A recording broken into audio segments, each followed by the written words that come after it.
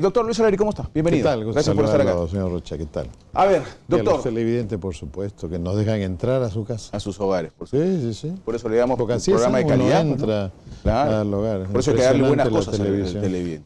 Gracias. ¿Qué le parece? ¿Qué le parece el nuevo presidente del Consejo de Ministros? ¿Qué le parece el perfil? No solamente estar en el cargo. Yo tuve la suerte de hacer un diplomado en análisis político estratégico de la Iberoamericana de México, que es el equivalente al Pacífico del Perú. La Iberoamericana con disciplinas que no se enseñan acá, ¿no? Inteligencia estratégica, creación de futuros. Acá en nuestras universidades no se enseña, muy amarrados al presente. Bueno, pues entonces echemos la carta pues, del futuro acá, don Salvador. Bueno, yo he reiteradas veces y también con usted he mencionado que se ve que el equipo de Palacio hace mucha comunicación política y poca política. La línea no ha cambiado. O sea, el nombramiento de Salvador del Solar, que es un caballero obviamente y que fue un buen ministro y que tuvo una salida absolutamente ejemplar, ¿no es cierto? Cuando uno no está de acuerdo con un gobierno, no se va. Exacto. ¿No? Yo he hecho eso siendo el segundo del gobierno y me parece que él estuvo muy bien. Pero a la hora de designar al presidente del Consejo de Ministros, vemos que se ha vuelto a repetir el mismo esquema. El examen político de los candidatos ha sido puesto a un lado y se ha puesto delante la comunicación política. Es decir, no es tanto una selección del presidente sobre la persona que va a ayudarlo a arreglar los problemas del Perú, sino es la selección de los comunicadores políticos que quieren que ayude al presidente a volver a levantar las encuestas. A mantenerlo en el pico. Vuelvo a decirle a los comunicadores políticos, hacer comunicación política no es lo mismo que política. Si no sabes hacer política, llama a quien haga política y que se complemente con la comunicación política. ¿Cómo es comunicación política sin política? Bueno, son técnicas de comunicación, pero no necesariamente política, ¿no? O sea, yo puedo hacer una confrontación permanente y que esa confrontación permanente, como ha pasado con el Congreso, yo voy descuidando otras cuestiones, porque como no tengo una visión política, sino una visión comunicativa, ese es mi centro. O sea, mi meta, ¿cuál es? Mantener al presidente arriba. Entonces ahora, digamos, como vemos claramente que se ha escogido este segundo camino, digamos que esto no ha sido una cuidadosa selección de un primer ministro, si es que finalmente se confirma y juramenta, sino un casting político, que es distinto. O sea, que es distinto. Para lo que se necesita. Para lo que se necesita ahorita en el país, ¿el perfil no es el adecuado? Bueno, como le digo, basta que la persona sea honorable, que haya tenido una salida muy honorable en el tema del indulto, ¿no es cierto? Y rompió con el presidente sin importar el fajín, sin importar nada. Esa es una condición esencial. Pero no basta. Pero obviamente no basta. Lo que importa, usted sabe, son los intangibles. Los intangibles son más importantes que los... Pero el Perú hoy día es un país muy complejo. El Perú es un país donde el principal problema del que nadie habla es la desigualdad entre los territorios. El comercio exterior ha hecho florecer a muchos departamentos y provincias y a otras no. Y la desigualdad entre ambos grupos se ha incrementado. Hay un país que tiene 75% de sus provincias rurales. ¿Quién tiene eso aquí en América Latina? ¿Quién tiene Amazonía, sierra y costa? ¿Quién tiene? Usted llega a un departamento de la costa y de repente se encuentra en Huancabamba. Dice, no, pero Piura solo tiene 3 provincias nomás, tranquilo. No, pero anda, mira, pues anda, métete pues a Huancabamba, ya va a caber, quiero verte, ¿no?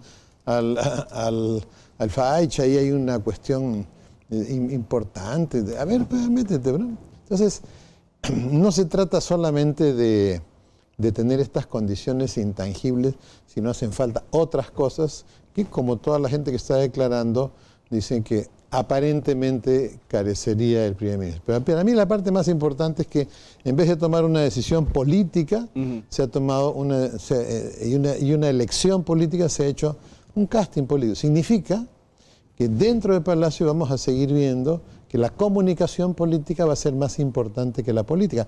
Y eso tiene un problema, porque en el momento menos pensado, uno pisa un hueco político y no necesariamente del hueco político se sale con comunicación política. La política es un 4x4. Oye, a mí me tiran un balde de porquería, hay guaicos, hay de todo, se cae abajo del país. Ok, yo con la política puedo rearmar las cosas, negocio, acuerdos, negocio con el ministro de Economía, consigo cooperación internacional, ¡pum!, salgo adelante. Pero con comunicación política no se puede hacer eso. Con comunicación política yo no puedo hacer, por ejemplo, una negociación internacional para una cooperación rápida. No, no, no. La comunicación política es unifocal, es como una sola cámara. Y la política es como filmar una película con 20 cámaras. A esta cartera, a este gobierno, tanto con Vizcarra como con Pedro Pablo Kuczynski se le reclamaron, ambos entraron con supuestamente gabinetes de lujo y gabinetes extraordinarios y supergabinetes, etc. Y se les reclamaba y se les decía, oye, un ratito, ¿cuáles gabinetes de lujo? Son mudos. No se ve políticos encabezando tus gabinetes que puedan resolverte problemas.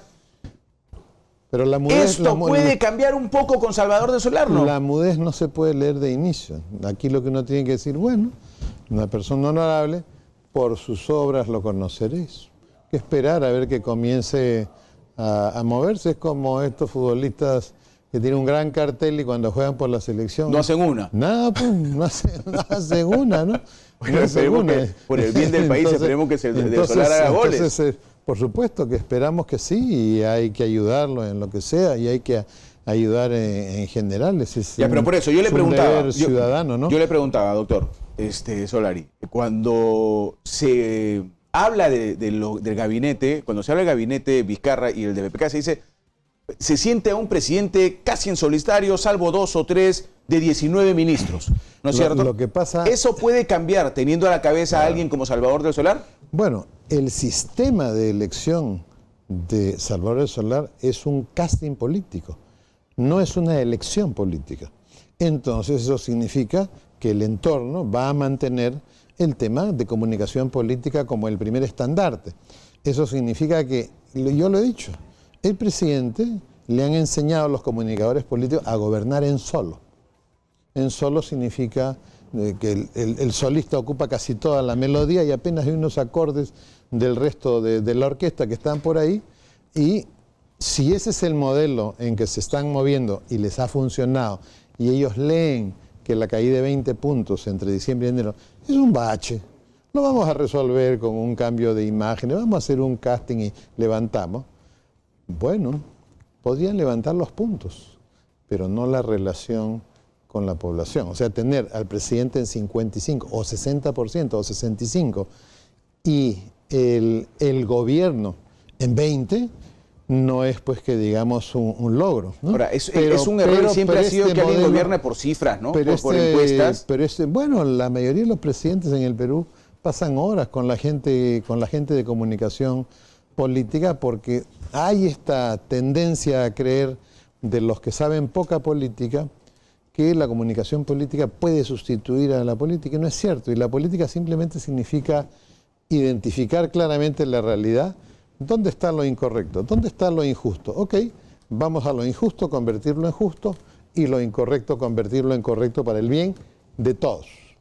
Primera norma, busquemos lo bueno para todos. ¿Qué hace el comunicador político? Busquemos lo que me sirve a mí para levantar en la encuesta. Y casualmente esa es la imagen más exacta de lo que pasa. Un presidente por encima de 50 y un gobierno por encima de 20. Y a la hora de la calificación del 1 al 20, como escolar, con las justas 10 punto algo. Entonces, esa imagen de esa distancia, bueno, hace rato yo he dicho que el presidente tenía que haber hecho cambios en julio del año pasado, porque un gabinete de 9 días, en una situación de crisis política, es un gabinete que necesita recomposiciones inmediatas, ¿no? Inmediatas son 90 días. Es la primera vez que escucho a alguien hacer un análisis sobre el tema del gobierno y decir que tenemos una interesante comunicación política. Porque lo que se dice siempre es, No, lo que le falta al gobierno es comunicación. Siempre se tira el pato a los comunicadores. Lo que le falta al gobierno es comunicación. No tienen buenos elementos de comunicación. Hacemos, pero no se comunica lo que hacemos. Entonces, hacemos mal la comunicación. Ahora hay una buena comunicación política. El problema, lo que pasa es que el problema no es la comunicación de los sectores. El problema es un problema de política. Cuando uno hace política, la política por sí sola comunica. Imagínese, pues, mesa redonda, ¿no?, que me tocó a mí atender. Oye, yo acaso estaba en la morgue y en la puerta de la Facultad de Medicina de San Fernando con la prensa permanente. La prensa estaba ahí permanente. ¿Acaso claro, yo salía para marketearme? No, salía para tranquilizar a los familiares, explicándoles cómo era el mecanismo de reconocimiento. Entonces, ¿yo qué estaba haciendo? Estaba haciendo política del sector. Pero la política automáticamente implica una comunicación, pero que no debe ser en beneficio de uno. La comunicación política muchas veces está pensando en el beneficio de aquel para que... ¿No vemos ministros que se marketean y no hablan del presidente, no hablan del gobierno, hablan de su sector y del país, que se marketean para tratar de sobrevivir en el próximo cambio de gabinete? Esos ministros hay que cambiarlos al toque, porque no están favoreciendo al gobierno ni al presidente. Por eso es que ha habido permanentemente la soledad del presidente, que ha llevado tal vez a esto que usted dice, que es la comunicación que solamente busca levantar la cabeza del presidente, porque aparte de 2 o 3 ministros de Estado, ¿quién sale a hablar sobre la gestión? O cuando el presidente esté en problemas, ¿quién sale realmente a pechar? No hay, ¿no? Bueno, es que esta no es una soledad de abandono. Uno puede estar solo porque a uno lo abandonan, o puede estar solo porque quiere estar solo. Es obvio que el modelo que han escogido en Palacio es gobernar en solo. Sí, pues si estás en 20%, si tú tienes 15%, si tienes 60% de desaprobación, bueno, pues yo tengo 57, 65 y acá lo que pasa es que ese modelo se apoya en el hiperpresidencialismo que tiene el Perú. ¿Cuál es un ejemplo de hiperpresidencialismo? Oye, si el presidente está en España, no hay nadie quien esté atendiendo la emergencia. Eso es una consecuencia de hiperpresidencialismo. O sea, el presidente es el todopoderoso. Normativismo. Oye, hay un hueco en la pista. Haz una norma, haz una ordenanza, haz una ley. ¿No? O sea, la norma arregla todo cuando son las personas las que arreglan las cosas. Y bueno, ya sabemos el revanchismo, ¿no? O sea, hay muchas cosas. Pero en el tema, ellos han escogido gobernar en solo. Y la pregunta es, la forma de escoger a este primer ministro, hay que ver quiénes son los demás. Inmediatamente nos vamos a dar cuenta, por sus obras los conoceré, inmediatamente nos vamos a dar cuenta si el presidente, y Palacio, sobre todo Palacio ya, ¿no?, el conjunto, van a seguir con este modelo en solo. Si ellos piensan que esto es un bache de comunicación y que vuelve a levantar, cuidado. Hay baches que solo salen con política, no con comunicación, con mensajes. Varios presidentes del Consejo de Ministros han ingresado y no se les ha permitido hacer cambios, ¿no es cierto? Ingresaron y mantuvieron a los mismos ministros de Estado, no movieron ni a uno solo. Se han dado en varios ministros últimamente.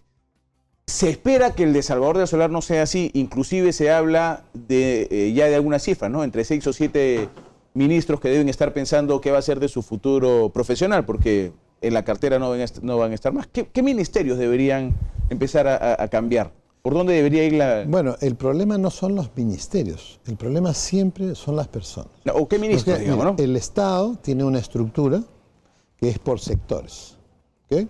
Pero eso es una estructura, pues es un organigrama, eso es la norma, tiene que haber alguna forma, ¿no es cierto? Gerencia tal.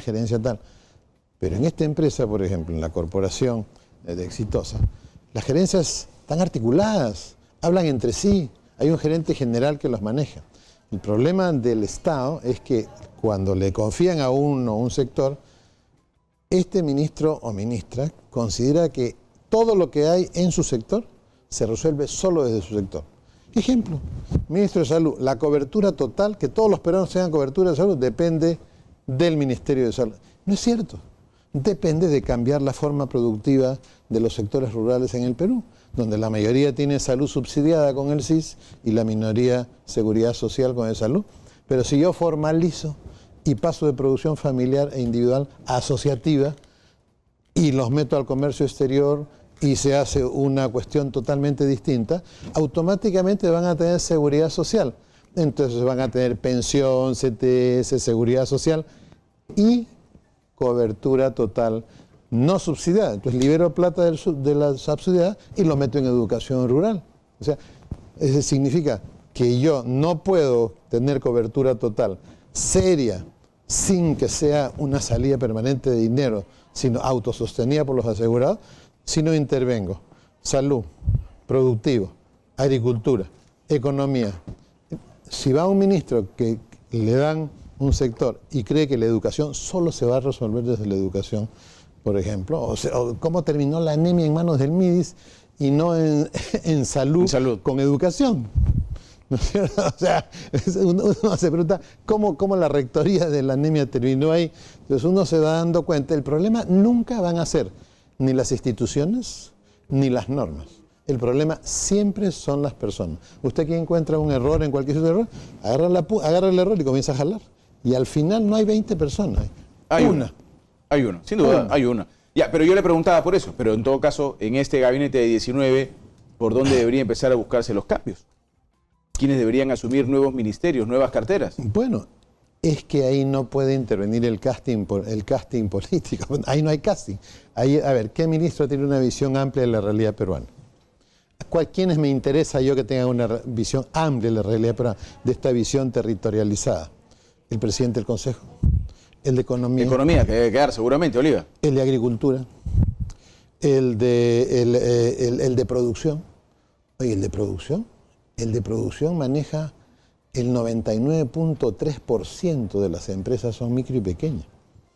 Los ministros de la producción trabajan solo para el 0.7%, la mediana ni la grande. Hoy los otros producen casi la mitad en la producción. Y que si no tienes una visión territorial de lo que hay que hacer para que estas personas produzcan el 60 o el 70%, ¿qué haces de ministro de la producción? Entonces, hay 5 ministerios que son claves para cambiar para siempre. ¿Y qué es lo que yo quiero cambiar? La injusticia en la que vive la gente. O sea, hay familias en el Perú que tienen 500 años esperando que las cosas cambien y que su mejor futuro, ¿cuál es? Migrar. Y después, cuando llega un inversionista a una zona rural y quiere hacer una inversión importante, ¿cuál es su gran problema? No tengo mano de obra, porque la mayoría que migra son, obviamente, los menores de 35 años y las mujeres en edad fértil. Eso está recontra conocido en el Perú. Entonces yo no tengo, entonces por eso son 5 o 6 ministerios que son claves o cosas fundamentales, ¿no? Defensa civil, ¿por qué salió de la PCM? Está en Interior ahora. Sí, es multisectorial. Lo multisectorial tiene que estar en la presidencia. Ahora, la PCM no anda recontracargada de organizaciones paralelas. No. El APCM es el Ministerio de lo Multisectorial y el Ministerio de la Protección Política. Por ejemplo, la Unidad de Inteligencia Financiera, ¿qué hace en la SUNAT? Si lo que yo quiero es guerra contra los lavadores, tiene que estar ahí y reportarle solo al presidente de la comisión correspondiente en el Congreso de la República, ni siquiera al presidente de la República. O sea, es una cuestión totalmente y que trabaja en conjunto con las unidades de inteligencia financiera del resto del mundo. Hay cuestiones elementales. Hoy día migraciones, ¿qué hacen Interior? Si la migración hoy día es un tema político, no es un tema policial. Comercio exterior, ¿no es parte de la negociación internacional? Sí. ¿Y por qué está en un ministerio aparte y no está integrado como Chile y Brasil? Está integrado a la Cancillería. ¿Y por qué está integrado a la Cancillería? Porque hoy día hay una cosa que se llama la geopolítica comercial, de la cual no tienen idea en el Ministerio de Comercio Exterior. Ya, pero digamos, pero un presidente del Consejo de Ministros como Salvador de Solar son personas, no necesariamente tiene una visión de esa naturaleza, ¿no? De modificaciones estratégicas, de buscar carteras distintas. Bueno, entonces, ¿qué significa? Vamos a ver que juramenten todos y pues, ok, este cae en este perfil, ok, ninguno cae. Bueno, más de lo mismo. Sentémonos a esperar julio a ver qué cambios hay y después diciembre, ¿no? Entonces, y los problemas se siguen sosteniendo. O sea, la corrupción es un problema que frena al Perú en su conjunto, pero el Perú en su conjunto no es solo corrupción, ¿no es cierto? Habrá pues, un X número de corruptos, pero el resto es gente decente y honrada, que hay que sacarla adelante con la fuerza de todos, ¿no? Hernando Ceballos, por ejemplo, y en eso él ha compartido un poco la opinión del propio Tubino, pese a que son personas políticamente totalmente distintas, en decir que esperaban que la cartera de la PCM, el presidencia del Consejo de Ministros, asuma a alguien que tenga mayor conocimiento de economía o de distribución de la economía, o que pueda hablar de un mayor desarrollo y de inversión en cada cartera, porque no se da. O sea, las carteras no gastan lo que deberían gastar, no invierten en lo que deberían invertir, no se produce lo que se tendría que producir. Pero eso es muy fácil, ¿no? Y yo he pasado por ahí. ¿Qué hace uno? Hace una fuerza de tarea, eso que lo gringos le llaman una task force, una fuerza de tarea. Ok, ¿cuántos sectores tenemos? 19. Ok, hagamos una fuerza de tarea de 8 grupos de trabajo o 9 grupos de trabajo. Y usted lo manda a los sectores y esos grupos de trabajo que son del MEF le enseñan, por ejemplo, a los gobiernos regionales a gastar su presupuesto, ¿no? Entra un equipo nuevo, oye, este ministerio está atrasado en gasto, en vez de salir a resondrarlo y a vapulearlo en público, mándale un equipo de tareas y enséñale a los que no saben hacer las cosas que se hagan bien. Yo he dispuesto eso. Pero la PCM tiene que actuar como el papá de los pollitos. No supone que para eso tienes un ministro y lo pones en secretario. Oye, ministro, tú eres el que tienes que aprender a resolver y para eso tienes un presupuesto. Eso lo hace el MEF. El MEF tiene una fuerza de tareas que dependía de quién. Del viceministro, pues, de Hacienda, que es el que maneja el presupuesto. Claro. Oye, este está gastando menos, entonces ¿qué hace el viceministro de Hacienda? Bueno, voy a esperar que gasten mejor.